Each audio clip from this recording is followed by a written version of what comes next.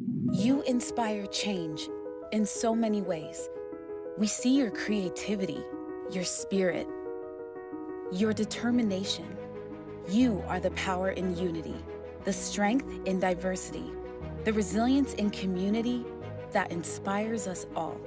We see you.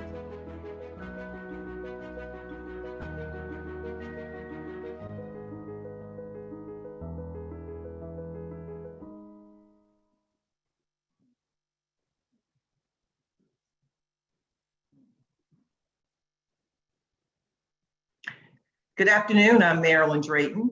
I am the Senior Vice President and Community Relations Senior Manager for Wells Fargo, supporting the Florida and Southeast regions within our Social Impact and Sustainability Group. Welcome everyone to this year's summit and today's session, where you'll hear more about our new markets tax credits and affordable for sale homeownership models. Before we get started with our session, there are a few things I want to go over with you in terms of housekeeping items.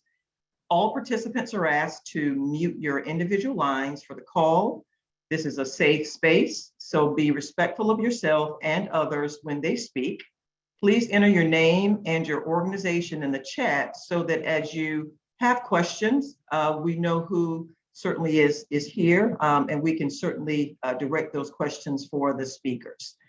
Enter all your questions for the speakers in the chat box, and Terry and I will be tracking and monitoring it throughout the presentation, and we'll certainly make sure that we address as many as we can given the time frame. This is closed captioning is enabled, so if you need this feature, please just hover over the more at the bottom of your screens and click on Enable Live Transcripts, and that should get you where you need to be. This session is being recorded, so do be mindful of that. Session materials and recordings will be made available approximately a week or so after the event, because we want to make sure that you'll have this information for reference even post today's session. And there will be a Q&A at the end of the session today as well. And you will be asked to complete a 3-question evaluation on behalf of the organization after the session, because your feedback is important. And Terry and the leadership uses this information in preparation for next year's events and future regional events. Now, for introducing our speakers today, we have Howard Smith and Jill Gilbert. Howard is principal and co-founder of Smith New Markets Tax Credits Associates. Howard draws on 30 years experience in the real estate development, law, finance, construction, and a Juris Doctorate from Washington University School of Law. He is armed with the groundbreaking idea that shaped through his ongoing work with Habitat for Humanity. Howard has developed the New Markets Tax Credit housing model, which applies federal new markets credits to for sale affordable housing as a funding mechanism for Habitat affiliates across the country and other nonprofit affordable for sale housing developers. Howard happens to also be an author. He's authored numerous articles, including The Mosaic Communities, an innovative approach to funding and revitalizing low-income communities. Jill Gilbert is partnering with Howard today. Jill brings an extensive background in corporate and other transactional work to her role as general counsel for Smith New Markets Tax Credit Associates. Jill's responsibilities include sourcing allocation for projects, developing and managing transactions, guiding QLICBs, and during transaction due diligence phases, as well as working closely with outside counsel on all aspects of a new markets transaction. Jill is an active community volunteer. She's volunteered with the John Felice Rome Center, St. Louis Alumni Chapter, St. Laborious Food Pantry, and Reed School Association. Jill also earned her law degree with a cum laude distinction from St. Louis University School of Law. Now, let's get started for today's session, and I'll turn it over to Jill and Howard. Thank you so much. Of course, I have my mute on, excuse me. Thanks so much, Marilyn. And Terry as well from the Alliance. We really appreciate all of what Wells Fargo does across the country to promote homeownership, and would love to work with Wells Fargo one day in this model. Thanks for everybody for being here. We really appreciate the opportunity to describe to you how New Markets tax credits can be used to develop affordable for sale homeownership. And many of you might say, I didn't know that New Markets could be used to develop for sale affordable housing, but it can. And we've been doing it for 12 years, and with another community-minded bank, US Bank, who helped us develop the model. We originally, and I'll tell you the story because it'll put it into context as to how we got this going. My family and I have been involved with our local Habitat affiliate forever, and one day somebody came to town who had recently worked on the largest blitz build that had ever happened in the country in North Carolina. And I talked him into co-chairing our blitz build here in St. Louis, 15 homes in 15 days. And we became close friends. And then Mark later became an executive of the Community Development Corporation of US Bank, which is located here in St. Louis. And I'm a recovering real estate attorney. Thankfully, we have Jill, who's an attorney who doesn't need to be recovered. My wife, as well as my business partner, she says she's fully recovered. And anyway, when I was practicing, my friend Mark and I applied New Markets tax credit to a building I was building for my employer here in St. Louis, a design build construction company. And at the time that Mark and I were doing this project, we thought this could be the first for sale affordable housing tax credit. And so, long story short, after we finished that project, Mark and I flew down to the Mothership Habitat down in Atlanta with another member of the bank, and we talked to them about would they be willing to be a community development entity, which is the organization you have to form in order to get tax credits, for all of your Habitat affiliates across the country. Long story short, that happened. Came home and told my wife, Donna, hey, Donna, I got a new project for you. You now have to compete against a couple hundred other people. We're going to get New Markets tax credits for sale affordable housing. And my wife is a wonderful writer, and again, long story short, she got a first allocation of $25 million, which we deployed all in one transaction. It was Go Zone only, and so we had to deploy it to Habitat affiliates that worked in the Go Zone area back in 2008 from Hurricanes Katrina and Rita, and then then Donna got another couple of allocations for Habitat International. We've expanded the program. We now work with the Housing Partnership Network out of Boston and CHC, which is the financing arm for NeighborWorks America out of Atlanta. And we are also doing an application for New Markets tax credit for the National Housing Trust. So I say this all to underline the point that not only can you use New Markets tax credits for affordable for sale housing, but the government that the CDFI fund, which administers the program, acknowledges that this is a very real use by demonstration of all the deployments they've made to CDEs that are going to use their allocation solely for affordable for sale housing. In addition to the CDEs that use it just for sale housing, we've also worked with almost 20 other CDEs who recognize the dire need for establishing more inventory for sale housing in our distressed communities, for all the reasons why you guys tuned in to see this. We all know how important it is to create and accumulate wealth, as well as maintain the health of our distressed communities. So that being said, Jill, you want to get to the next slide and we'll dive into how we do it and what we do. First of all, everything we'll say today has been, we don't have any proprietary interest in what we've helped to establish. We established it with other people as well.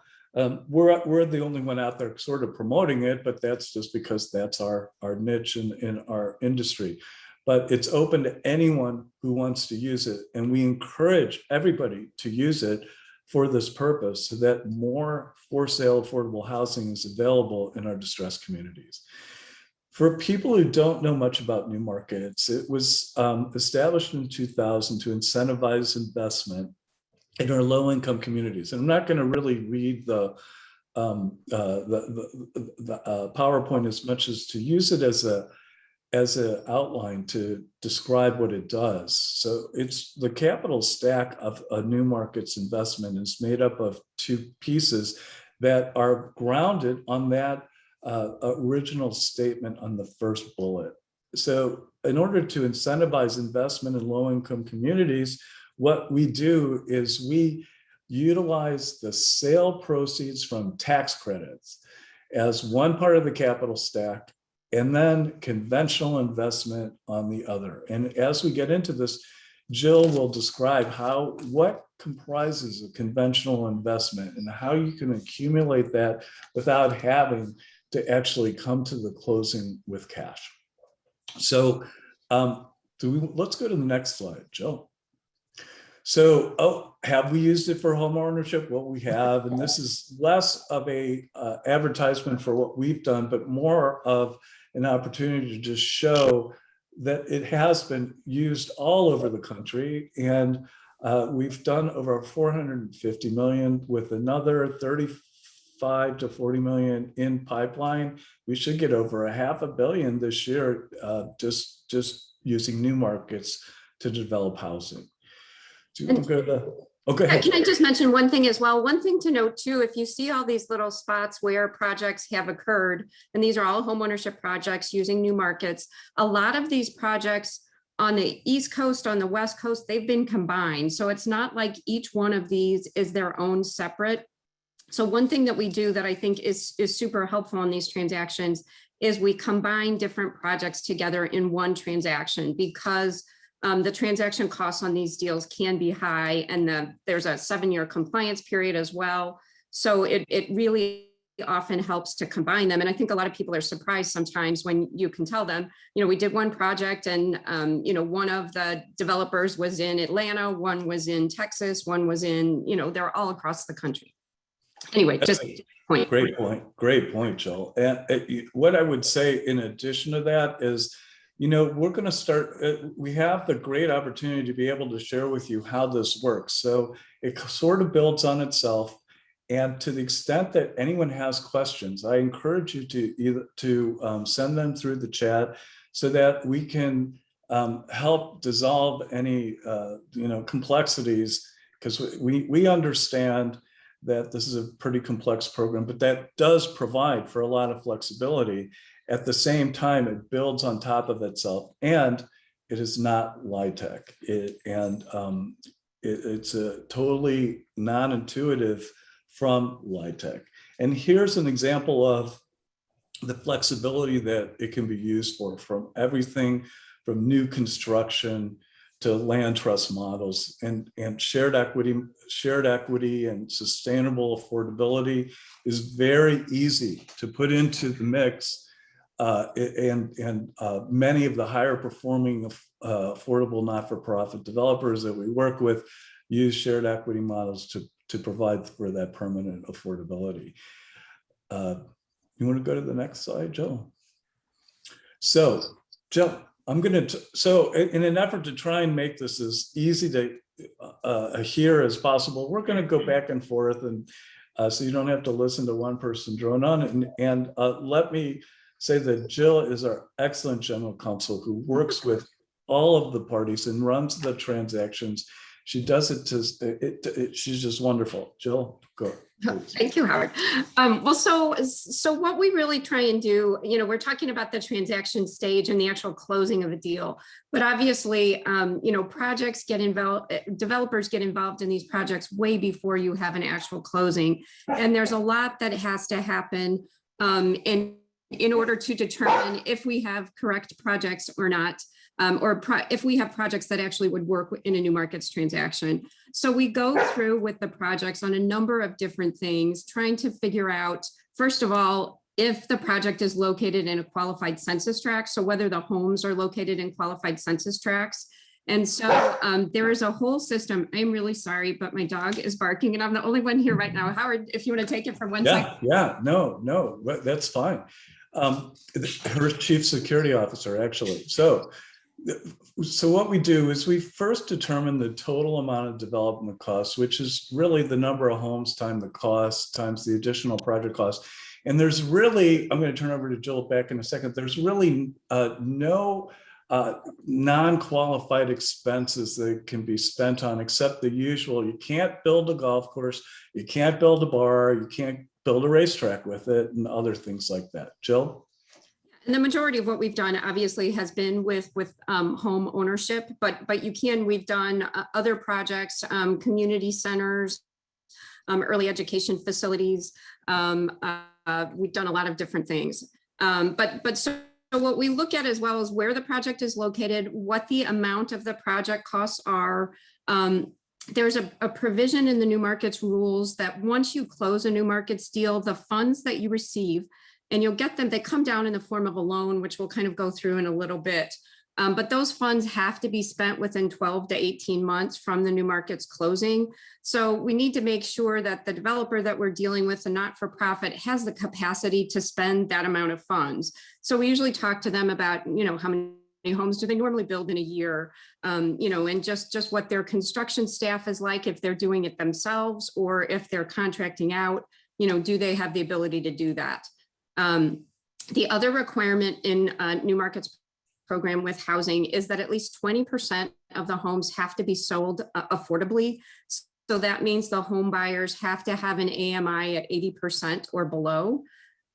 So that's one thing that's important as well. But it does allow as well for like a mixed income development, which is really nice. I think a lot of people also think that if you're using new markets for home ownership, that it has to be a completely, 100% have to be sold to low income home buyers, but that's not the case. And it does allow for you to really be able to transform neighborhoods. One of the biggest questions that we ask projects when we're starting out is in connection with what Howard was talking about, that conventional lending piece. And that's what we call the leverage. So the purchase of the tax credits accounts for about 1/3 of the project costs. And then the project itself has to bring the other 2/3 of those project costs. And so that's one thing we really go through in a lot of detail with them is where do they have those funds? How are they getting them? And they all have to be in place on the day of the new markets closing. So that's one thing that's really important. It's not like getting a construction loan where you draw down on it as you need them. It has to be all in place so that everybody knows the funds are there and the project is going to get done. So at the end of 7 years, this doesn't occur in all the structures, but most of them it does. The investor, who in this case is either Wells Fargo or US Bank, will purchase the tax credits on the day of closing. And those tax credits, the amount for those tax credits it's 39% over 7 years. It's 5% of the allocation amount in the first 3 years. And in the last 4 years, it goes up to 6% of the allocation amount. So for a $10 million allocation, it means that each year the bank will get, if the first 3 years get $500,000 of tax credits, and in the last 6 years get $600,000 of tax credits in each year. And that adds up to 3.9 million, which is 39% of 10 million. The strike price though, let's go through this and we'll talk a little bit about where we are on purchase price. So the way that we get to what the net benefit is and what everybody wants to naturally, reasonably understand is how much am I going to get when I leave the closing table? And this is this is what we define as the net benefit, net of all transaction costs, which I'm sure you've heard in new markets, transactions, or if you've been in them, are on the high side, which we try and keep low for, and we'll go into that later.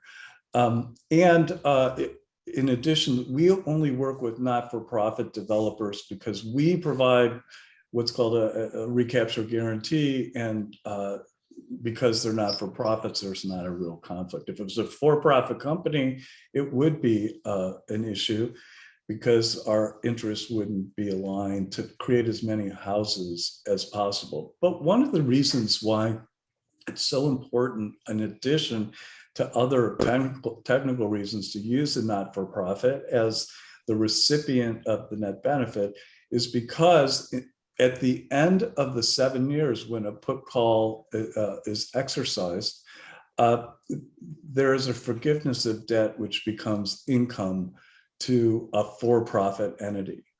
As a result, while the for-profit entity is going to have to plan for that rainy day in 7 years and not use as much perhaps into the project, we're incentivizing all of the funding to go right into the project without any regard to the non-tax event that occurs upon the forgiveness of the cancellation of debt. So what the recipient of the net benefit receives on the day of closing is they get their leverage, which is what had, as Jill just said, has to come in as cash at the transaction. And on top of that, they get the net benefit. So Jill, you want to? Yeah. So go ahead. But so then as far as determining, this is really why you would do a new markets transaction. They're complicated. There's a 7-year compliance period there. So there are definitely some strings attached, but why? So then why would you do it? And it really is all key to what Howard was talking about, the net benefit. And so that's really kind of, we like to call it the free money that comes to you, because it's from the tax credit equity that comes into the project minus basically all the transaction and compliance costs. And so it really can help a for sale home developer really get to the next level of in their organization. So it can increase their building capacity. They can build more homes with it if that's how they want to use it, but it is flexible. They can use it if they want to, address the issue that obviously in these distressed markets, it often costs a ton more to build these homes than they can actually be sold for. Or they can use it as a way to get better pricing for low income home buyers, so they can attract those home buyers. But what's important to know about the net benefit is it's part of the funds that the project receives on the day of closing, and it has to stay within the project. So it has to be used for the construction of those homes. So when we say, it can address an affordability gap, it really is because money is fungible. And so that you're receiving funds through this process that maybe you would have to use other funds or raise other money to get, and then you can use those funds to address market gap or affordability gap or things like that. But it is something that actually has to be used on the project. It can't be pulled out and used, to hire a new person or, for, complete overhead or program revenue or things like that. So back to pricing and how that's really been an adverse impact to the industry right now.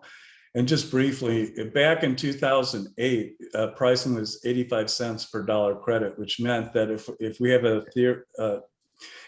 a hypothetical $10 million transaction and the investor bank is getting $500,000 a year for the first 3 years, they're purchasing that at 85% of that cost on the day of closing. And so after the recession, the pricing dropped to 65 cents, which is where it went during COVID, as you can see. Pre-COVID, it was almost back to 2008 pricing. And now pricing seems to be inching upward, and it's between 74 and 75 cents per dollar credit. But investors want to see a BIPOC application of these credits, and they will pay a higher price. And so that we've been seeing that drive pricing more than any other factor. So here we are at here's the spaghetti model, and it has as many, you can get lost in it, but we're going to try and walk you through it. Okay, but here, please feel free to, I'm going to turn this over to Jill in a second so she can walk you through it, but please feel free to ask questions and to use your chat. And in setting this up, I'll say that there are several entities that are formed for the transaction. Just for the transaction, they live and breathe throughout the 7 years. Our particular business stays with the Qual Bs, which is the recipient, the qualified active low-income community business, throughout the 7 years. But we also work with CDEs and get their allocations for them. So we see it from all sides.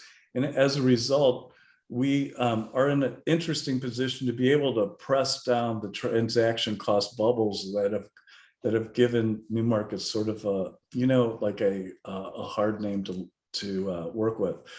So the first entity is the leverage lender, and that is the entity that holds the ingredients that have to be combined with the tax credit proceeds to form the investment fund soup.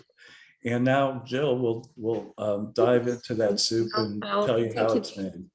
Take you through that. Well, so this is the model that Howard came up with back in 2008, and that has been used since then, you know, on deal after deal. And it really starts out with funding that leverage lender. So if you look at the left-hand side of the diagram, the leverage lender is made up of the nonprofit developers that are involved in a deal. And as I said before, we really try and combine as many projects as we can. You know, where Howard said we, you know, we work with other CDEs on getting allocation, and awards were just announced, and the CDE that we are working with right now got a $30 million allocation. So we will try and close that all in one transaction, and there most likely will be 4 or 5 nonprofit developers who will be involved in that deal. And they'll be from all different states. So we'll get them all together, you know, and that's part of what we're going through right now with them, is identifying who actually those nonprofit developers will be. And part of what we're looking at is, do they have the leverage for a deal? So if they have, you know, a $10 million transaction, do they have about 2/3 of that they can bring to the table as leverage? And so basically what has to happen is each of those nonprofit developers will contribute their amount of leverage based on whatever their allocation amount is, and that's tied to their project costs. They'll contribute that to the leverage lender, and they'll all become owners of that leverage lender. Then the way the structure works is that the leverage lender loans those funds to the investment fund, and the investment fund is another one of the entities that's formed for this type of transaction, and it's always owned 100% by the tax credit investor. So then the tax credit investor, when it purchases the tax credits, the amount that it purchases them for based on the pricing Howard was talking about, those funds go into the investment fund. So that's the soup that he was talking about. It's the combination of the leverage that the projects are bringing and the additional funds that the tax credit investor is bringing. And so those are both combined into the investment fund, and they're combined. And when they're combined, they will equal the amount of the total allocation of all 3 of the projects in this example. Then they are invested into the sub CDE. And so the CDE is the entity that actually over on the right-hand side there in the middle, that's the entity that actually applies for and receives the allocation of tax credits. Then they will form a sub CDE for each transaction that they have, you know, where they're placing their allocation. So that the sub is just kind of the transaction specific entity through which the funds flow. And it really is the new markets lender in this deal, or in these deals. So the QEIs that are listed there, that's a qualified equity investment. And so there are 3 qualified equity investments. In this example, each of the developers has a $5 million allocation. So in order to give everybody comfort when they're combined, you know, we have one project in in Dallas that's combined with another project that's in Vermont, they don't know each other at all. And so they have a little bit of hesitation sometimes getting into a deal with an entity that they don't know anything about.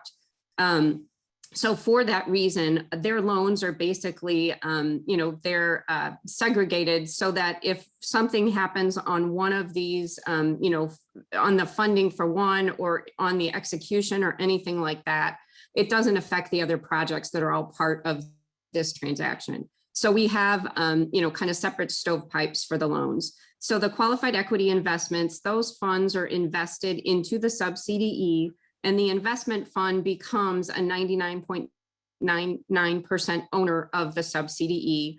The CDE is a 0.01% owner and usually the manager of the sub-CDE. And the sub-CDE, as I said, is really the New Markets Tax Credit lender. So the funds come back to the project in the form of a loan. So there's a loan, the QLICs that are listed there, that's a qualified low-income community investment. And at the back of this PowerPoint, we have a glossary of all of these terms. And so we'll certainly share, have that shared with anybody who's interested in seeing that. But that's basically just another term for the loan. So the loan comes down to a term here, the QUALIC B, which is the qualified active low-income community business. And it's really the New Markets borrower.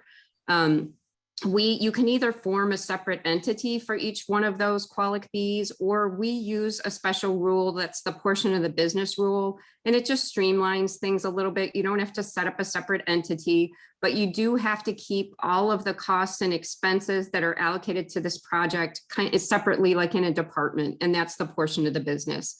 And when we're involved in a deal, our finance directors work really closely with the nonprofit developers and making sure that the accounting is done correctly and that everything's segregated in the way that it needs to respect those portion of the business rules. So basically the funds, then the mixture of the leverage and the tax credit equity come down to the QUALIC B in the form of a loan. Those funds are all received on the day of the closing minus the transaction costs. And usually we would reserve their compliance costs that have to be paid over the 7-year period, compliance period. So those will be reserved as well. And then those QUALIC Bs, nonprofit developers, will go ahead and build their homes as they normally do. They'll have to spend all of the funds that they receive on the New Markets closing within 12 to 18 months. They'll sell those homes or they'll build those homes. And then as they sell them, those funds will come back to that QUALIC B since it's technically the owner of the homes. But there's a special New Markets rule that basically provides that those funds then have to be distributed out to the non-POB or to the mothership or to the nonprofit developer. So then the sale proceeds go back to the nonprofit developer, and that developer can use them to pay back a loan. If there's a loan on that was obtained in order to get this leverage, and we'll talk about that in a little bit. Or they can use them to build more homes, but they don't have to stay in the project and they don't necessarily have to be used to build more homes. And I think that's one of the things that a lot of people get confused about when they think about a for sale housing model, is that the funds have to be invested for 7 years because there is a 7-year compliance period. The other thing that's important to note is that in a lot of New Markets transactions, the sub-CDE actually has a collateral interest in the property that is, the subject that is being built, if it's a commercial property or something like that. And in our model, that is the one thing or one of the many things that Howard came up with that is really unique and that makes this model work. So there isn't a mortgage or deed of trust that the sub-CDE has on any of these homes.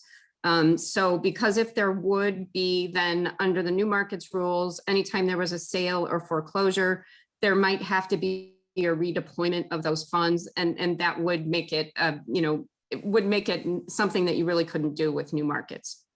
So that's one of the nice twists with that. The other thing just to mention is that because these funds come down in the source of through a loan, there are certain things, and it's a standard loan agreement. So there's certain loan covenants that have to be respected. There's loan servicing, they're interest only loans, but there's loan servicing that happens twice a year. And, we work with all the projects that we're involved with in making sure that that happens. And then at the end of the 7 years, basically, there's a put option that is executed at the new markets closing. And it allows basically the leverage lender to become, at the end of the 7 years, the owner of the investment fund, who then is the owner of the sub-CDE, who then is the lender to itself, basically, and is able to forgive the notes. And so, so basically the whole transaction kind of rolls up, and these entities that were all formed get dissolved if they're not being used in any other transactions. But the deals that we work on, we're involved, as Howard said, from the very beginning in that development stage all the way to the exit. We have a compliance department and a finance department that work on, the compliance piece and the finance piece, and help the nonprofits get through this somewhat complicated process without it becoming a real burden for them, so that they really can get that benefit. That net benefit then really means something to them, and it's not more trouble than it's worth, basically. So, but that was a great description, Jill. Let me go into a little bit of what Jill said, and it'll set up her discussion about how we get the source lender, the one that's really providing the at-risk capital at work, and how they get comfortable in this transaction. So there's a part of the opinion letters that are written to the investor, because the investor wants to know that every year it takes the tax credits, that the capacity in which the loan is made, it still is quacking like a loan, and that the quality, the entity that's received the loan, is still walking like a quality should. And if that's the case, then they will take the tax credit that year. One part of the opinions that are provided at closing to the tax credit investor is what's called a true debt analysis. And Jill was referring to that in parts of what she said. And it goes to how you analyze your transaction for acceptability for any new markets transaction. And in this case, we'll put it in terms of how the true debt analysis works for determining whether your project works for new markets of for sale affordable housing. So again, it's, even though we know it's going to be forgiven, and Jill has done over 250 million of exits, and every time the investor has put their interest in the investment fund to the leverage lender, and everything rolls up just the way it's supposed to. But if you say that, it's a recapture event. Of course, you have to respect the tax structure. And if you don't respect the tax structure, that is a recapture event. And what is a recapture event? Well, one of them is if the loan stops quacking like a loan. And so to keep it quacking, it has to have debt service. But we're only going to do enough to keep that loan flying. So we do debt service twice a year. And as Jill said, we work with our qualities to do that. And then what else happens is that all of the participants have to honor those loan documents and be able to perform under there, from the debt service covenants to the liquidity requirements.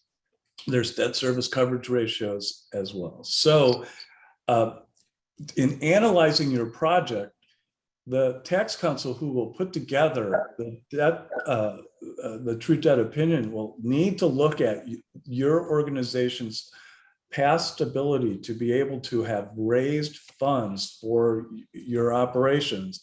And then we need to underwrite this loan in a sense, if it was a real loan, would you be able to pay it back over a span of a certain years? And sometimes we go out 30 to 40 years, but at the same time, if your organization can't demonstrate its past fundraising and dollar raising capabilities for the purpose of proving on a forward basis you're able to satisfy this loan in the future, even though we know you're not going to have to because it's going to be forgiven, then that's something that would have to be addressed in order to go through the deployment. Back to Jill. All right. This slide is really just for reference. It kind of goes through what we just talked about and just kind of step by step explains that. But this is really the most important thing is how can you come up with these funds, because there are certain rules in the new markets world that govern that. And so what is cash? Obviously, if you need, $6 million, if you're doing a $10 million deal, and you have cash for that, then you're golden, and, you're able to probably attract a CDE right away because there are no issues with leverage. But so if you have donations, anything like that, any unrestricted funds though, because it really has to be these funds, as we were trying to explain, go through this whole funnel. So it's not as though you can just keep them in a separate bank account and they're used for other things as well. They have to be actually used for this. Other thing that's really nice is that if you have properties that you've purchased, that you have costs into, and you still own those properties and you're going to use them as part of this new markets project, the new markets rules allow you to go back. It used to be 24 months, and during the pandemic, they increased it to 36 months, but we're hearing it's going to go back to the 24 months. But anyway, you can go back and capture those costs as long as you still own those properties and as long as they're going to be part of your new markets project.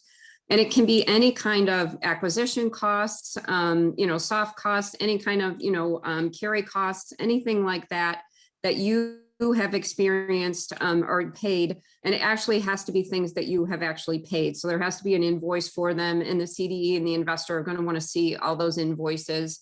And so that information will all have to be put together in spreadsheets with backup and all of that. But any of those costs will reduce the leverage you have to bring dollar for dollar.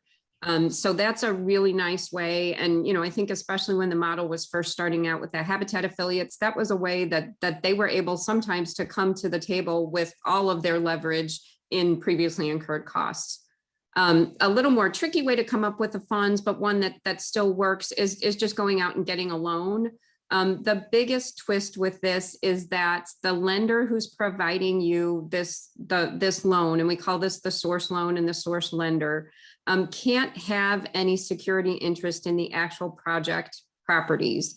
And so that's something that, we really, when we're involved in a project, really try and talk to a source lender if there's going to be one in a project as early as we can, so that they understand that.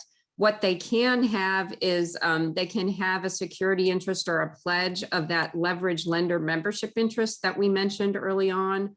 And basically when the homes are sold and those funds are received by the POB and then distributed to the non-POB or just to the nonprofit developer, then the developer who's the borrower on the source loan can use those funds to pay back the source loan.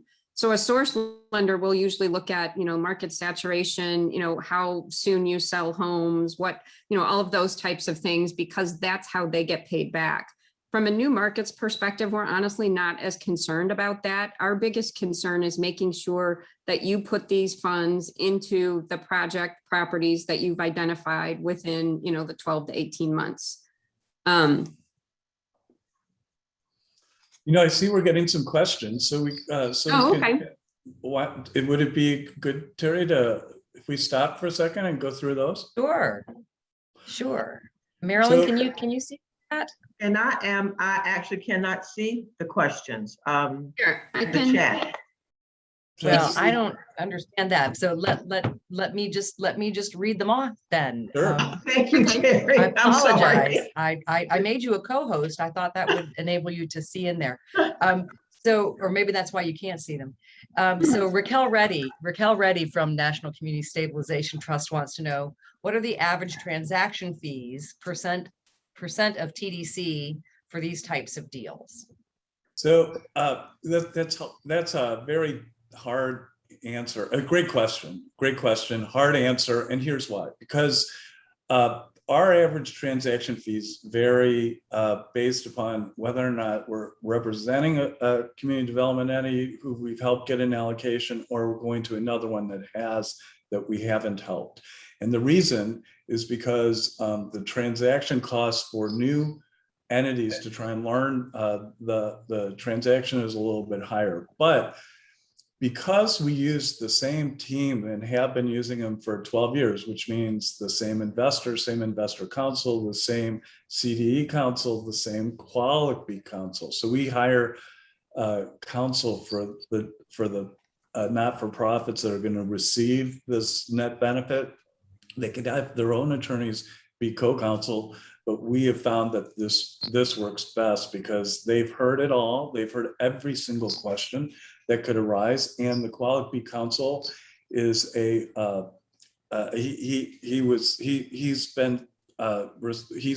respected by the IRS and was the head of the working group that produced the guidance for the IRS to pivot around the boardwalk historic tax credit case. Anyway, all of these people helped create this model. As a result, we have the same documents every time. So our transaction costs we're hopeful if we can get them under 200,000 for a multi-quality deal, and with 2 to 3, we're hopeful 2 to 3 qualities in the deal. We're hopeful to keep it under 300,000 for transaction costs. That's what it costs all the accountants and the attorneys to create these entities, generate the forecasts that have to be used, and then to close the transaction.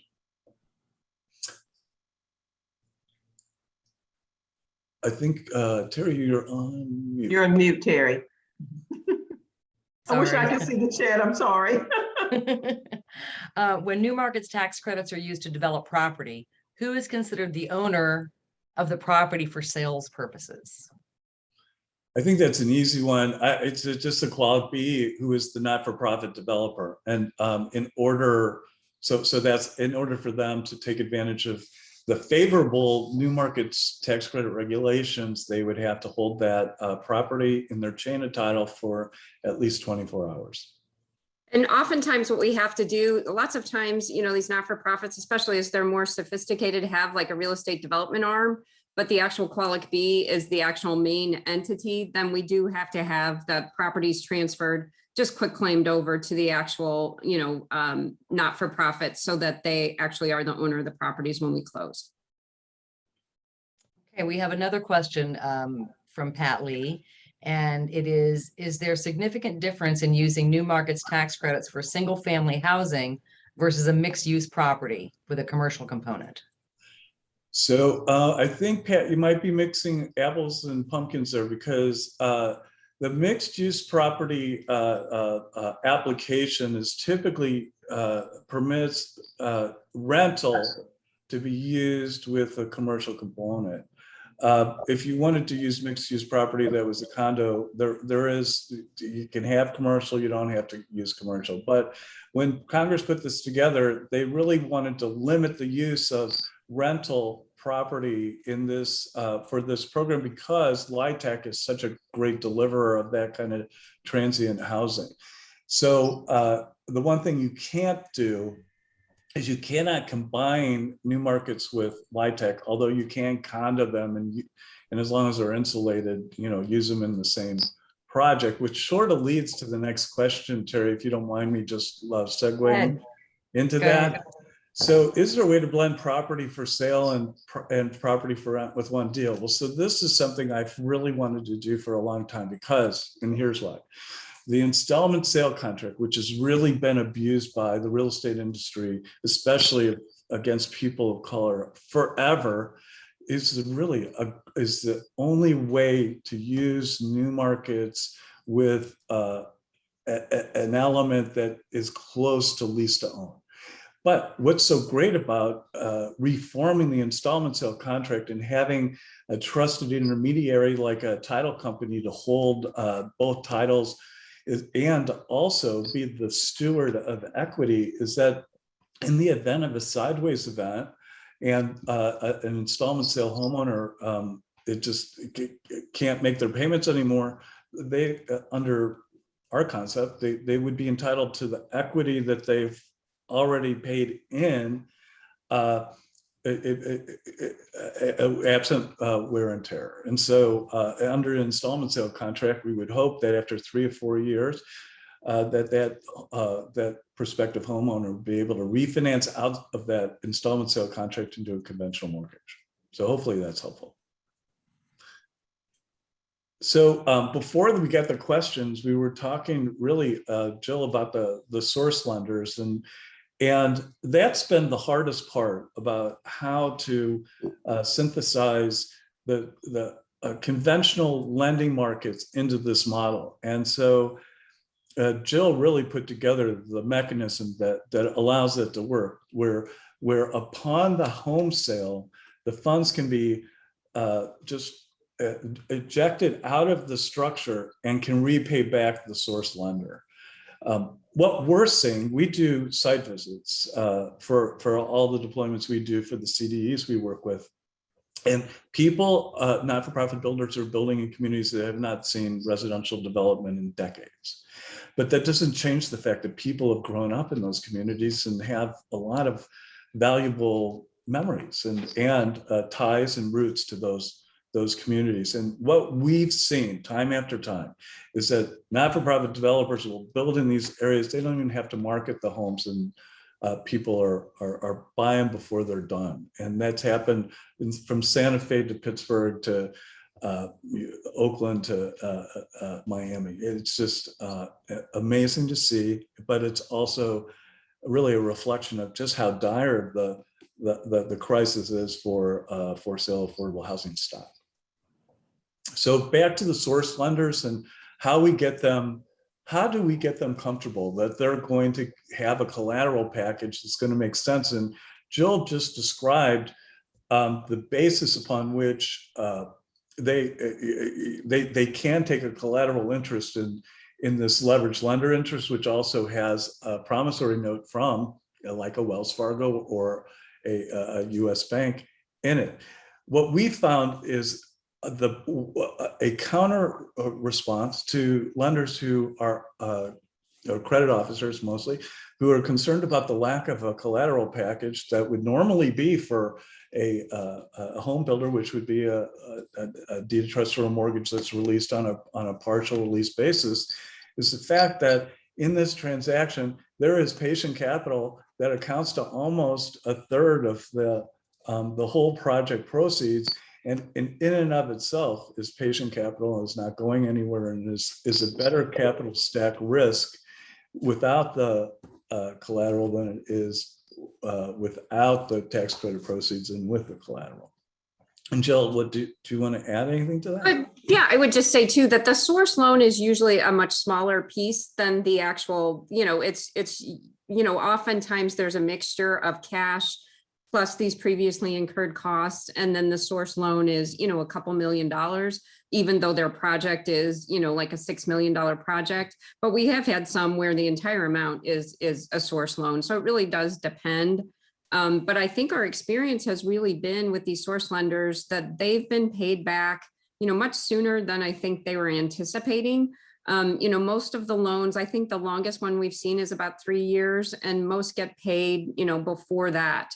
But it really is based on the source lender more so than looking at any collateral that they're going to get. They're looking at how the nonprofit operates, what their history is, what their ability to build and to sell homes, what the market is. They really look at those types of things. And that's what we really kind of steer them to look at instead of looking at what the real collateral is. So to the next question, can they be used for scattered site single family units? Yes, and that's how they're used most often in the way that we deploy the credits. An example of how that's used to promote like a diverse inclusiveness is example in Pittsburgh, where the organization that we work with there, East Liberty Development, has built market rate in the same area that they're building the for sale affordable housing. And they use the margins that they are able to realize from the market rate to help them on the funding that's more difficult in those areas where the for sale for the affordable is harder to construct. And we found that also other developers are using it as the ability to firewall areas which have creeping distress in them, and others to, as the program suggests, to go into the middle and start new markets. It's very cool. And again, we urge it. While we'd love to be a part of a transaction, this isn't as much of an advertiser for us as it is for using the model. And we would love for everybody to just use the model. There's no real tools out there for being able to use affordable for sale housing, and there will be soon. In the meantime, we found that this works really well and provides the not-for-profit high-performing developers with a lot of flexibility. And Terry? they're repeat customers as well. So once we deal with a nonprofit, they want to come back as soon as they possibly can and do another deal because they see the immediate benefits of it. We don't want to soak up all the oxygen. So Terry, we turn it back over to you. You tell us how we want to proceed from here. Constantly muting myself so I don't, interrupt stuff. Wow, there is just so much here. There's another question from James. I think we can probably take it. What types of costs can we include? Go ahead, Jill. Sure, and just about anything really. The only so any kind of acquisition costs, any type of soft costs, development costs, architect fees, any kind of pre-development work, carry costs if you've had, owned the property for a while. The one thing that the only thing I think that we've really had issues with is really trying to apply a developer fee. And we have worked harder and harder with the Investors Council and with CDE Council to get everybody comfortable that that should be a normal thing in affordable for sale housing projects, just as it is in commercial projects. But they usually want to look at what the percent is, that it's no more than about 10%, and that it's something that the not-for-profit normally does anyway. Marilyn, I've got, we have a little evaluation poll that I'm going to go ahead and launch, but we do have one more question for Jill and Howard. So I'm going to go ahead and launch the poll. It's just 3 quick questions. We just want to know what you thought about the session. So let me get that going. And here's another question. How does an entity determine market readiness for this product? Go ahead, Jill. That's a good one. It is really good. And I think it really goes to some of the things that are on this slide. What are CDs looking for in a project, but looking at the leverage, looking at your timing, how soon you can deploy the funds that you're going to receive. If it really is, if you've got site control, if you have leverage or you have a way to get the leverage, if you have a good story about the neighborhood, about the community involvement, I think that, racial equity, if the project advances racial equity, that's something that a CD is going to be very interested in. There's more here. Obviously, I know we're running out of time, but obviously if anybody has any other questions, I know the PowerPoint will be made available, but, please let us know. If you're always free to reach out to us if you have any other questions about a specific project or about, any kind of general questions as well. Thanks again to Wells Fargo and Maryland for sponsoring this. We love Wells Fargo and can't wait to do a deal with your team. Listen, you, Howard, between you and Jill, both getting to know you better for this session and listening to you walk us through understanding really sort of a components of new markets, tax credits 101, but also just when you're at the stage where you're really wanting to engage in a project, you guys really make it so seamless and simple, and that's not typically what experts in this field deliver. So I want to thank you all for that. Yes. Well, thank you. Thanks for having us. Oh, it was a great pleasure having you. I'm so glad that one of our board members, Linda Charles, from Community Partners in South Florida, is the one that said we need to get these folks to come to the conference because this is a great product. I mean, this is just a great opportunity for some of our members to access. So we're thrilled. I have to say, this is our final session of the summit, and I'm exhausted, but I'm a little sad that it's that Well, it's it ended over. on a good note, Terry. And I just want to thank our fantastic speakers. I want to thank Marilyn, who has been a strong supporter of the Alliance the whole time I've been in Florida, since 2006. And thank you all for coming to our conference. We hope you found lots of good information. that you can take back to your organizations and put to use. Mhm. And as we said, all of our sessions will be made available in about a week. We're timing it with all the other state associations to get everybody opportunity to get all their stuff up at the same time, pretty much. So if you registered, you're going to have access to pretty much every session that was offered from Monday through the end of the day tomorrow. Because don't forget, there's more sessions going on tomorrow with Oregon and Texas, and I think somebody else. So thank you very much for your time. Thank you, Howard and Jill, for your expertise. Thank you. And hopefully we'll see everybody very soon. Yes, indeed. Thank you. Mhm. Thanks, Bye. Thanks, everyone. everyone. Mhm. Thank you. Bye. Bye. Bye-bye.